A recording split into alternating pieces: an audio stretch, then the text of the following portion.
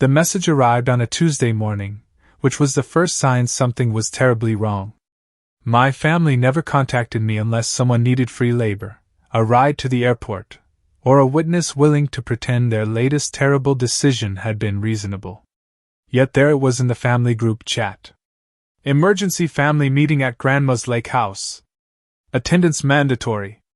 The word mandatory was especially funny because half the people sending it hadn't visited Grandma in years. I stared at the message while drinking coffee and immediately called Grandma. She answered on the second ring. "Am I dying?" she asked before I could speak. "What?" "Everyone suddenly loves me. Usually that's a bad sign." That was Grandma. 82 years old and sharper than most lawyers. "I got the message too." "Of course you did," she said. "Your cousin drove 3 hours yesterday just to ask how my health was. The last time he visited, he accidentally called me by the dog's name." That pretty much confirmed my suspicions. Grandma's lake house sat on some of the most valuable property in the region. The place overlooked a beautiful lake, had a private dock, and enough land to make real estate agents drool uncontrollably. Family members who couldn't remember Grandma's birthday somehow knew the exact market value of her home. Coincidence, I'm sure. By the time I arrived later that afternoon, the parking area looked like a family reunion nobody had requested. My uncle was there. My aunt was there. 3 cousins I hadn't seen since a wedding 6 years ago were there. One relative actually waved at me and asked if I still worked at the same job. I had never worked that job. The situation was already ridiculous. Inside the house, everyone was acting strangely cheerful. My aunt brought Grandma flowers. My cousin offered to mow the lawn. My uncle volunteered to repair the dock. These people wouldn't share a French fry at a restaurant, but suddenly they were competing for the title of most caring relative. Grandma sat in her favorite chair, quietly observing the performance like a queen watching court jesters. Every few minutes she caught my eye and fought back a smile. That was when I noticed someone else in the room. A woman stood near the dining table organizing documents into neat folders. Tall, confident, and effortlessly beautiful, she looked completely out of place among my chaotic relatives. Her silver-tinted hair caught the sunlight coming through the windows. Technically, she wasn't from Earth. She belonged to a friendly alien species that had established diplomatic relations a few years earlier. Most people were still getting used to seeing extraterrestrials living normal lives among humans. I was trying very hard to look normal. Unfortunately, she noticed me looking. A small smile appeared on her face.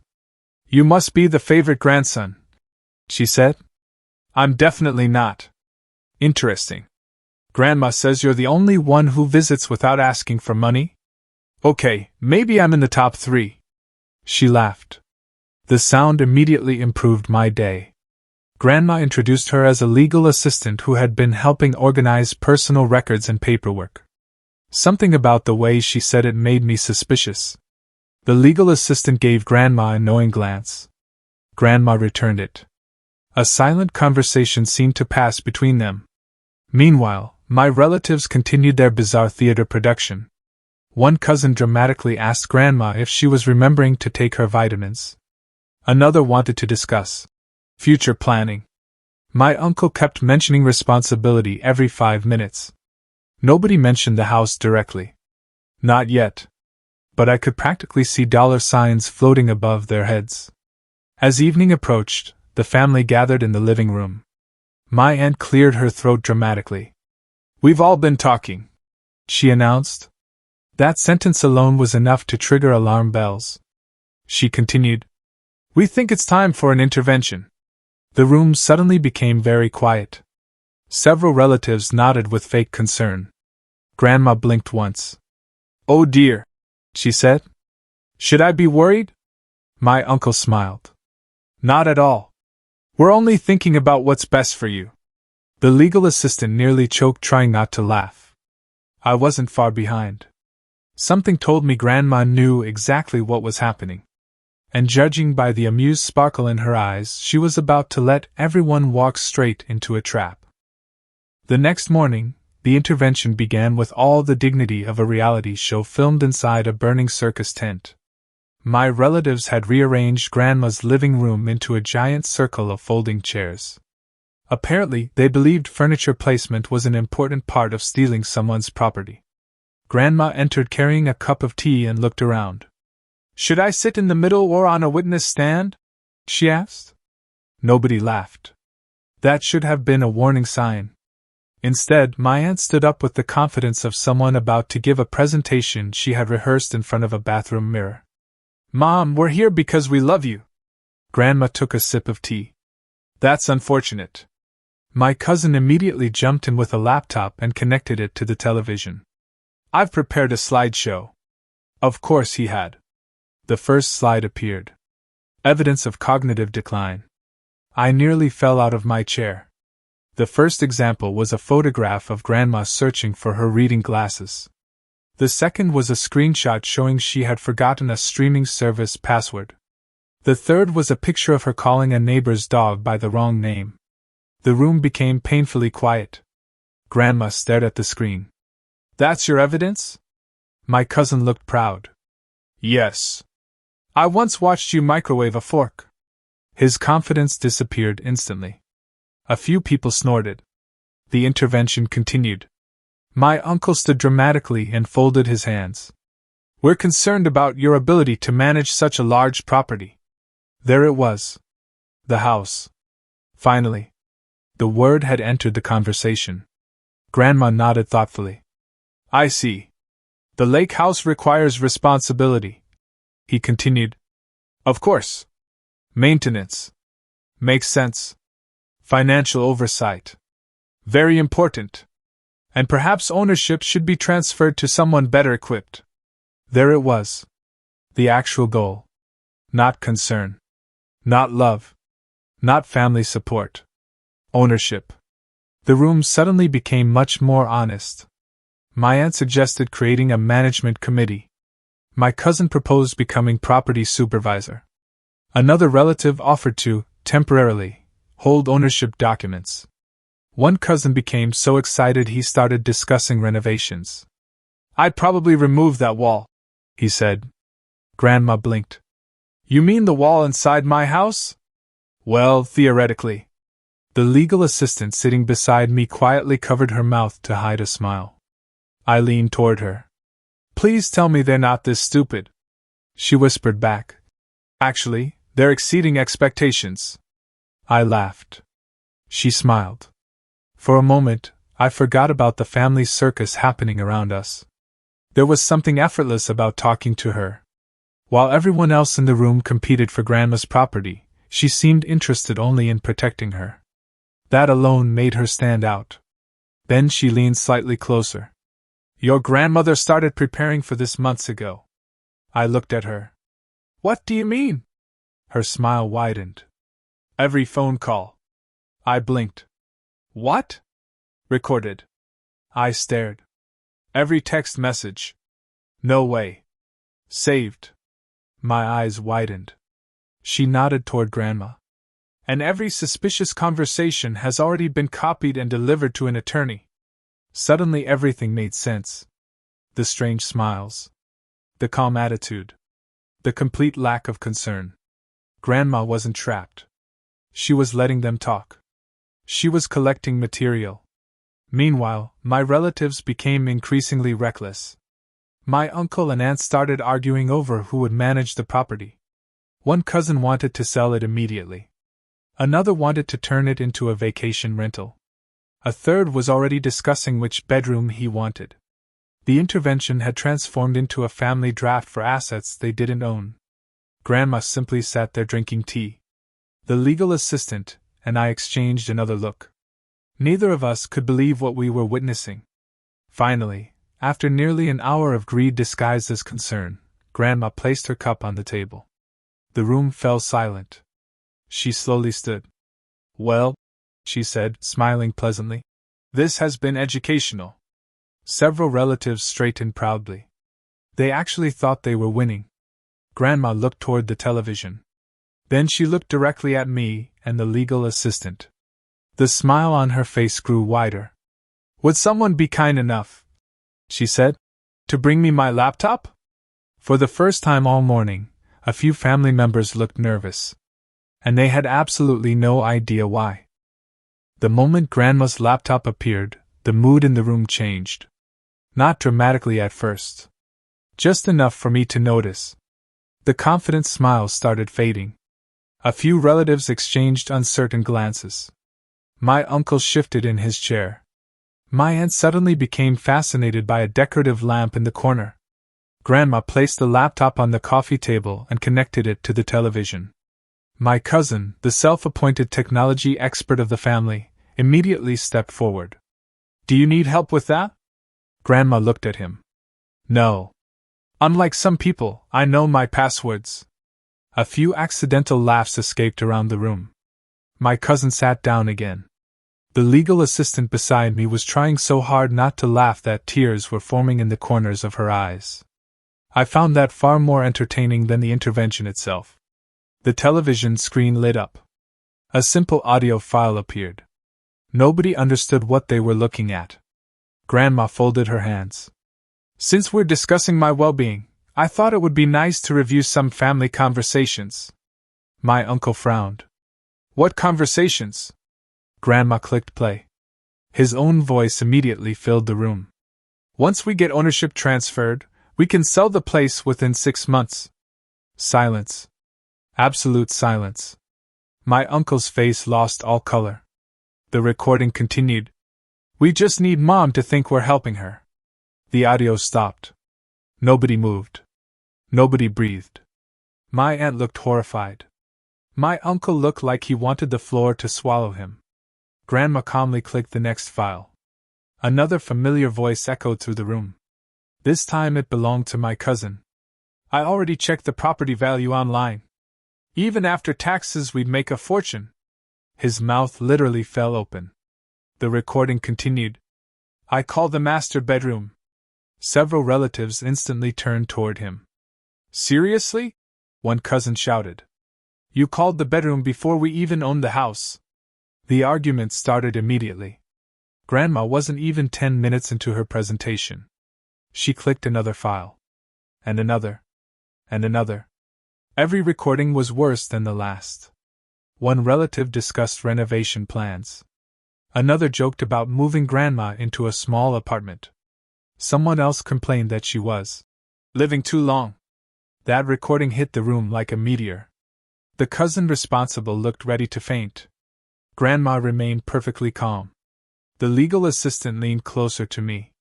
She organized these by level of embarrassment. I stared. "You're kidding." "She's not." I honestly wasn't sure whether to be impressed or terrified. Meanwhile, the family alliance completely collapsed. My uncle blamed my aunt. My aunt blamed my cousin. My cousin blamed everyone else. People who had arrived together were suddenly accusing each other of greed. One cousin actually stood up and pointed across the room. "Well, you wanted to sell the dock separately." Another pointed back. "Because you wanted to turn the guest house into a casino." "A small casino." "That's still a casino." The room exploded into chaos. At one point, 2 relatives began arguing over furniture placement in a house either of them owned. Grandma simply watched. The smile on her face grew wider with every passing minute. Then she clicked another folder. This one made everyone nervous. "What's that?" my aunt asked. Grandma adjusted her glasses. "Financial records." The room froze. I immediately knew this was going to be devastating. For decades, Grandma had quietly loaned money to relatives. Emergency loans. Business loans. Car loans. College loans. Apparently she had kept every receipt. Every check. Every signed agreement. Every unpaid balance. One by one, she began reading numbers. The results were spectacular. My uncle owed thousands. My aunt owed thousands. 2 cousins nearly stopped breathing when their totals appeared on screen. One relative actually tried leaving. He stood up and headed toward the door. The legal assistant calmly spoke for the first time. "You may want to stay." Everyone turned toward her. She smiled politely. "Copies of everything have already been delivered to an attorney." The cousin slowly sat back down. Grandma nodded proudly. Excellent advice. The room became very quiet. For the first time all day, nobody mentioned the lake house. Nobody mentioned ownership. Nobody mentioned concern for Grandma. Now they were simply trying to survive. I looked toward the legal assistant. She looked back at me. Neither of us could stop smiling. There was something incredibly attractive about watching intelligent people outsmart bullies. Especially when one of those intelligent people happened to be Grandma. Then Grandma closed the laptop. The room fell silent once again. The recordings were over. The financial records were finished. The intervention was completely destroyed. Yet somehow Grandma still looked amused. She glanced around the room at her stunned relatives. Then she folded her hands. "Oh, don't look so worried," she said sweetly. "I haven't even shown you the biggest surprise yet." Every face in the room turned pale. And for the first time all day, I actually felt sorry for them. Almost. The silence after Grandma's announcement was almost beautiful. My relatives sat frozen in their chairs like students who had just discovered the final exam covered material they had never studied. Nobody spoke. Nobody moved. Grandma slowly reached into a folder beside her chair and pulled out several documents. The legal assistant immediately stood and handed her another file. The two of them exchanged a glance that should have terrified everyone in the room. Honestly, it terrified me a little. Grandma adjusted her glasses and smiled. "Since all of you are so interested in my future, I thought I should update you on my estate plans." The panic was immediate. My uncle sat upright. My aunt's eyes widened. Several cousins looked like lottery winners waiting for numbers to be called. It was amazing. After everything that had happened, they still thought they had a chance. Grandma opened the document. "I recently updated my will." The room became so quiet that I could hear the grandfather clock in the hallway ticking. Then Grandma started reading. One by one, she listed names. One by one, she explained that each person had been removed from inheritance considerations due to dishonesty, manipulation, or attempts to pressure her into surrendering property. Every sentence landed like a hammer. My aunt gasped. My uncle looked physically ill. One cousin actually whispered, "This can't be legal." The legal assistant smiled. "Oh, it absolutely is." That ended that discussion. Grandma continued reading. When she finally reached the section regarding the lake house, every relative leaned forward. I expected another surprise. I just didn't expect to be the surprise. Grandma looked directly at me. "For years, one family member visited because he wanted to spend time with me, not because he wanted something from me." My stomach dropped. "Oh no," I muttered. The legal assistant beside me started grinning. Grandma continued. "He fixed things when they broke. He helped when I asked. He listened to my stories even when he'd already heard them 10 times. Several relatives slowly turned toward me. I suddenly wanted to disappear into the furniture. "As a result, ownership of the lake house shall transfer to my grandson." The room exploded. People started talking all at once. "That's ridiculous. He's manipulating her. This is unfair." My cousin looked personally offended by reality itself. Grandma raised one hand. Instant silence. It was honestly impressive. "I made this decision years ago," she said calmly. The protests died almost immediately. Years ago. Long before the intervention. Long before the recordings. Long before their latest scheme. The decision had already been made. The legal assistant produced another folder. Inside were signatures, dates, legal confirmations, and enough paperwork to crush every remaining argument. My uncle slumped back into his chair. Defeated. For the first time all day, nobody had a counterargument. The battle was over. The lawyer arrived about 20 minutes later to confirm everything formally. After reviewing the documents, he made it very clear that Grandma's wishes were valid, protected, and legally enforceable. The remaining complaints vanished. Soon afterward, relatives began leaving. Some left angry. Some left embarrassed. Some left with newly discovered debts they would now need to repay. One cousin couldn't even look Grandma in the eye. By sunset, the house was finally quiet again. Peace returned to the lake.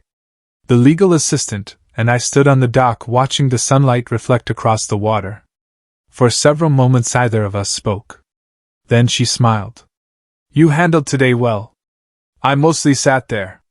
Most people would have joined the argument. I shrugged. Grandma taught me better.